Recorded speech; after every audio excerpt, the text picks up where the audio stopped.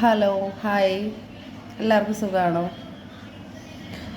അപ്പോൾ ഇതുവരെ സബ്സ്ക്രൈബ് ചെയ്ത എല്ലാവർക്കും താങ്ക് യു സോ മച്ച്.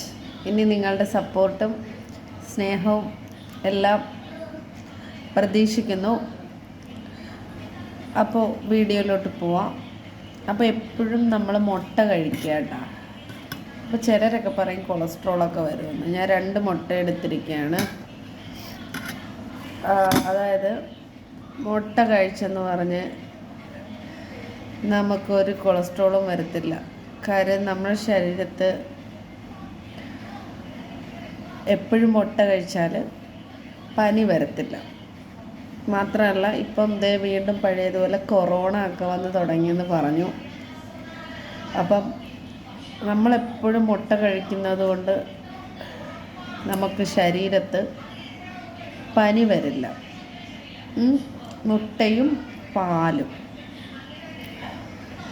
അപ്പം ഞാനിപ്പോൾ കഴിക്കാൻ പോകുന്നത് അരിപ്പത്തിരിയും മുട്ട റോസ്റ്റുമാണ് കേട്ടോ. അപ്പം നല്ല വിശപ്പുണ്ട്. അപ്പം 3-4 അരിപ്പത്തിരിയും ഉണ്ട്, 2 ചപ്പാത്തിയും ഉണ്ട്. മാഷാ അല്ലാഹ് തബാറക്കല്ലാഹ്. അപ്പോൾ എന്നെപ്പോലെ എല്ലാവരും മുട്ട നിർബന്ധമാക്കണം. പക്ഷെ ഞാൻ ഇറച്ചി കഴിക്കില്ല.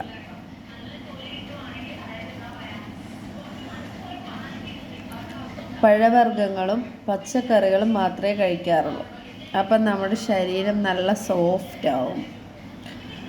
മുട്ട എപ്പോഴും കഴിക്കാം. നാടൻ മുട്ട, കാടമുട്ട,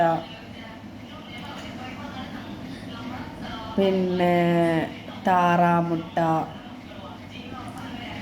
അപ്പം എൻ്റെ ഫുഡിൽ എപ്പോഴും മുട്ട ഉണ്ടായിരിക്കും.